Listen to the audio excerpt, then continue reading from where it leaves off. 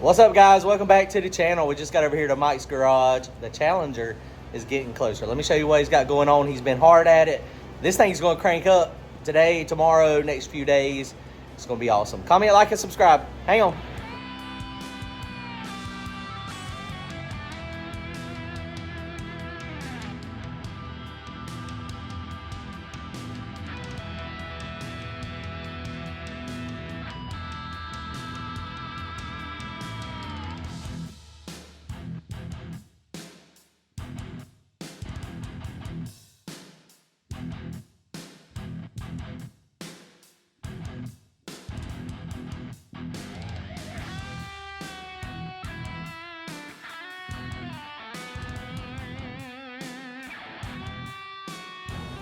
Mike, you have been hard at it. Yeah. What I tell you just a minute ago, there are 3 tools in this shop I don't want to touch for quite some time, which is Sawzall, grinder, and a welder. Hey, it's part of it, right? You've been kicking butt. I cannot imagine. We were over here last time. The amount of grinding dust. Did you have black boogers for a little while? Yeah, about a week. It never fails. Like when you have to grind a lot, and like, man, I don't know how people do it. I guess we need to wear respirators. But he has got all this stuff welded up. Everything is on there, and you can see where he cut everything off. So I mean, it's not super smooth. I mean, it just is what it is. You can't get it super smooth without making it new tubes on it. Which the rear end and stuff is fine. The axle tubes are fine. So he's got it gusseted like crazy. There's a couple people who made some comments about putting some supports on it. So he put a brace on the back. He did a gusset on that side. He did a gusset on that side. Top, back, side, in front. It is not going to. You ain't gonna fold that bracket over to move. So now Mike he created a new jack point location for his car on the rear end brackets. I mean, they are pretty sturdy. It looks like they are definitely not going to go anywhere. I do not recommend trying to drill a chrome moly pine joint. How did that work out? It was tough. So it had the small bolts in it, so he wanted to put the bigger one in it. What is that, 3/4? 3/4. And I was like, man, I don't know how that's going to drill. How much was the drill bits that you used? $85 a piece. How many did you go through? Did 1, 2? Woo! Gosh. Both of them. Wow. And he only had to drill 2. I knew it was going to be tough. Sharpened them both once. I knew it was going to be tough. I was like, man, that is going to be tough. But it is done. So the rear end's done. Diagonal link is done. All the supports are done. When we were over here the other day, I mean, remember, he was in the process of putting all this stuff in. And all that stuff is welded up now. Dry shaft loop is back in. It is all good to go. He's got to, I think he said you got to mess with the, the pinion angle a little bit. And then you'll be set back here. So all that is supported up underneath the car. He just put his transmission pan. Oh, that's a nice transmission pan. I like it. Nice thick aluminum. He's got the Rife sensor, Motion Raceworks stuff. What all is this? This is line pressure, converter pressure? Yeah, well, temperature. Temperature as well, okay. And converter. And it did not mess up the actual wiring. It just killed the block, so you had to get a whole new sensor and stuff. Wiring is fine, so it's just plug and play. He did find, what were these headers off of? What were they supposed to be on? 2010 to 15 Camaro. Okay. And so they are 1 7/8 primaries, long tubes. It's only 3 inch here.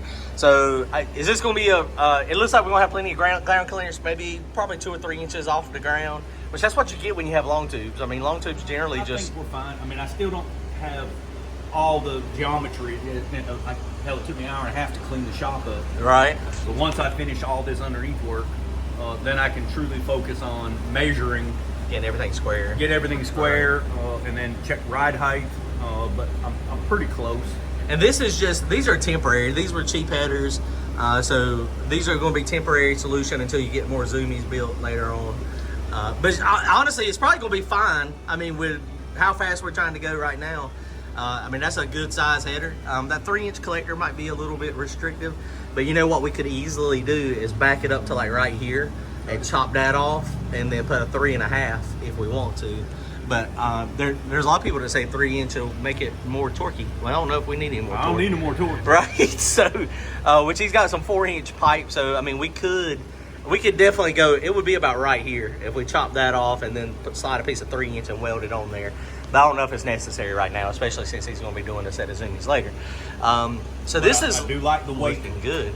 Super lightweight. Them headers, the Zoomies over there are, you could call it 50 pounds. Wow, for both of them. For both of them. Right. You can call this 20 pounds. 30 pounds off the nose. That's 30 pounds different. That is big. So when you right now so if that's 25, 30 pounds lighter on that, the K member and all the QA1 stuff is probably another, like we were talking about, 100 pounds ish. I'm gonna say I've because I had 2 fuel systems in here, took that out. Right. With the headers, the Zoomies, the fuel system, I still got to get the fuel cell out of the back. And the reduction up here, I'm going to say it lost a good 150 pounds. Wow. So we'll find all that out for sure, later on when everything's done. Procharger is back. This is looking good. All the pipe stuff looks good up there. None of that stuff got damaged up there really bad, did it? So it was good. I mean, it just knocked out a chunk. It is amazing how much room difference you have right here between this K member and the bottom of the blower. Yeah, you weren't doing that on the factory. No, I mean, it was so close, it wasn't even funny. I thought we were going to have an issue with this line, but ain't nothing touching nothing. Oh yeah, and you looped it, because that is a power steering. Right, and then I bought a number 6 180. If it I had to stick it in the vise and smash it about 1/8 inch, and we were right on. Squeeze it a little bit. Now look at yours. So this is perfect example. I'm having problems with mine. I'm having some vapor lock, not vapor lock, but my fuel cell my pump is up here and my fuel cell outlet is down here. But this one right here, if you've got that much fuel in it, it is pressure. It's gravity feed.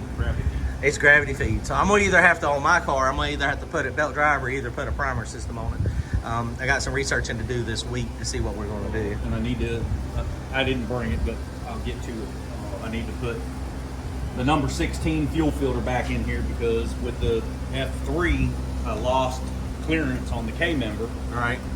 And I had to take the number 16 fuel filter out and only run on the 2 on the top. So you're just the fuel filter will go right here? Is that where it goes? Well, I'll plunk the fuel pump back straight. Right. And the fuel filter will come right out here. Oh, okay. And I just loop it right into the fuel filter.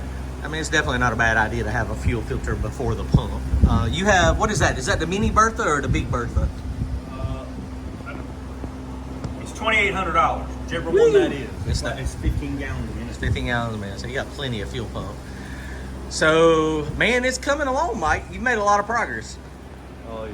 I'm about wore out. It is almost done, though. I mean, it legit is almost ready to fire. Now, look, one of the good things about these headers that are on here now is we ain't got to worry about the zoomy problem as far as the O2 sensors. No, I mean, and I already checked the O2 rolls right down and it'll screw right in.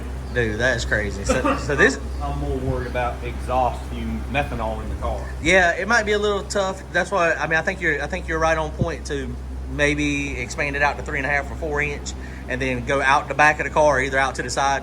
Hey, we can make it look like the old G bodies.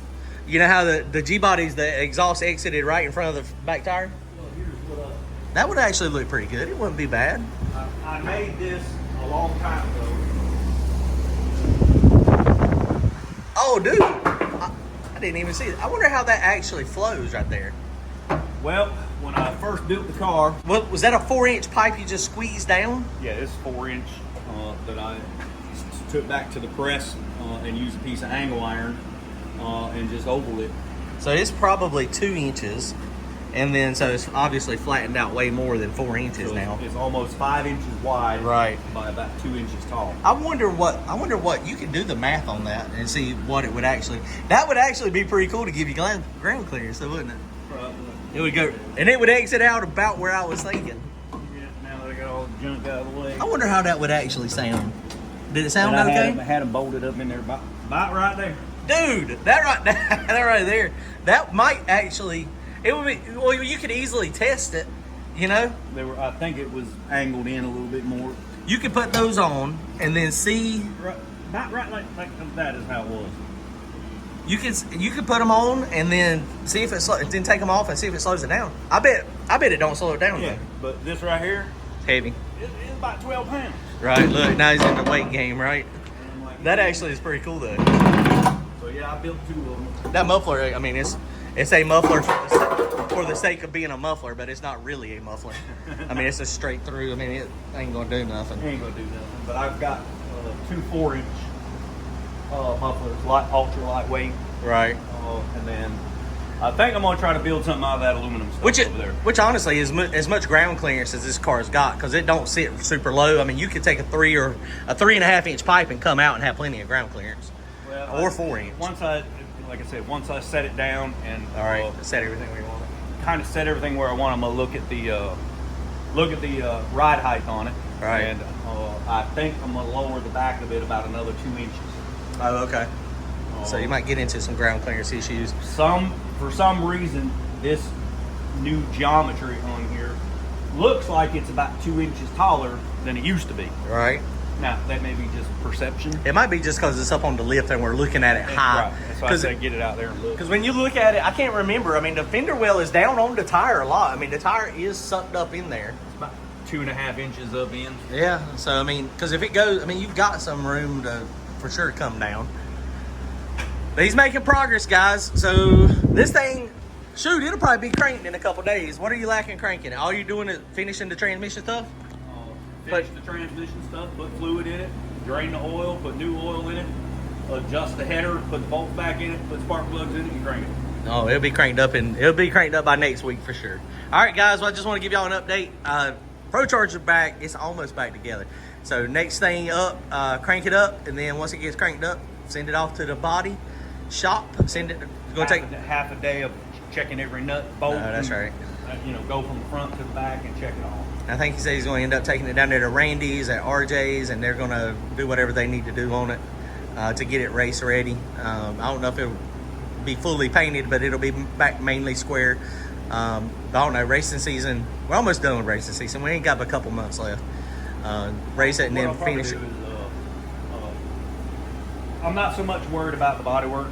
Right. I mean, I'm gonna pull the quarter panel down, right. Take the tail panel off, get the front clip back up here, fix the bar that was all bent to death. Right. Take all this off and bend it back, and then I'll just band-aid the front. And then it's truly just the corner of the nose cone and the quarter panel. Right. And then put it in primer, race it, and then when down season happens in the winter, that's when you can finish all the paint work. So I'll try to see if somebody's got in the next couple of weeks, got a private rental over at Galop. Right.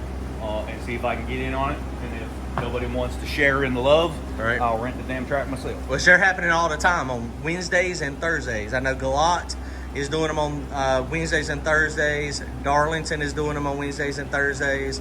I just saw Rockingham is also doing private rentals. And usually if you can get on a private rental, usually even if you start it, if you get the track, then you can get 10 or so people to do it with you. I need to mark the tops of the headers for the EGT bungs, drill them, and then I got to TIG weld those in. No, that's fine. You get all those set. If you get all those mounted where you want them, I can weld them in. I mean we can weld them. Package that think very highly of the EGT bungs. Oh yes. So all 8 new EGT bungs, and then I'll mark them, drill them, and then we can TIG weld them in, and then that's it. Yeah, get those drilled in, and we'll take those. We can do that in a couple hours. That'd be easy. I forgot about that. I forgot we needed to do EGT bones. So it's still got a little bit to do, but hopefully, well, shoot, if you get that done one day this week, if you can get those headers marked and get those drilled out, then I can take them to my house or either go to your house and weld them. Yeah, I'll have. I ran into some issues yesterday in the back. Right. And I planned on having all this shit done yesterday. Right. And it's Murphy's Law. It don't always work that way. It never ends. And my goal was to come in here today and have the car fired up. Right. Fix the brake line in the back, bleed the brakes and all that. But when it's as I say, me, myself, and I is my crew. No, that's right. Me was tired. I quit. And I was like, It is so much work, and that's what you've been doing it all. Ain't nobody else. I mean, you did it all yourself, and that's. I had. But you built it initially all by yourself. I built it myself. I mean, the only thing I had. There's 2 things on this car that I did not do. That was one is I didn't do the body work and paint it. Right. And and all the fiberglass was brand new when I took it to the paint shop. Right. And my buddy Tim did the quarter panels. All right. And then he painted the car. I did not build the zoomings. I built the first pair out of mild steel, ran those for a short while, and then I wanted to get a set of stainless steel ones made because the mild steel ones were like 60 some pounds. Oh, wow. So by going to the stainless steel, we lost about 10, 15 pounds. All right. But that's thick wall, and that's big too. Big wall, big tube. And the cage on the inside of the car was mostly done. I know you had to do a lot of modifying on it. Yeah, it had it had a basic cage. It was a bracket car, so right. It had like a 6-point cage. Right. Is the factory floor still in this one or no? Is this? Oh no. Okay, so there was no floor in the car. Oh, there was no floor in it at all. There was no, when I got this car, there was no firewall. Oh gosh. No floor. Right.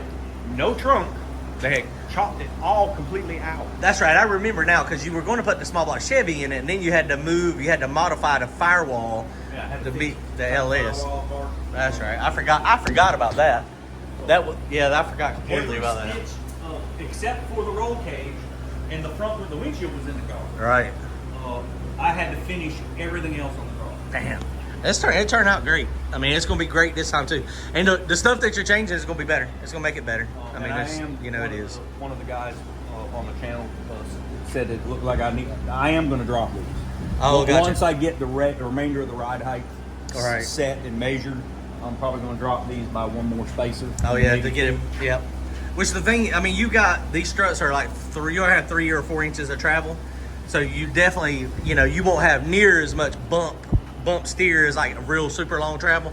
But I think you're right. You want them generally about the same angle, so I think you're right, moving them down just a little bit. But you won't know for sure until you start running through the motion, and that's what is crazy. And then somebody else on the channel asked about the travel limiters. Right. Applied Racing out of Florida sells these. Okay. They're slide tubes.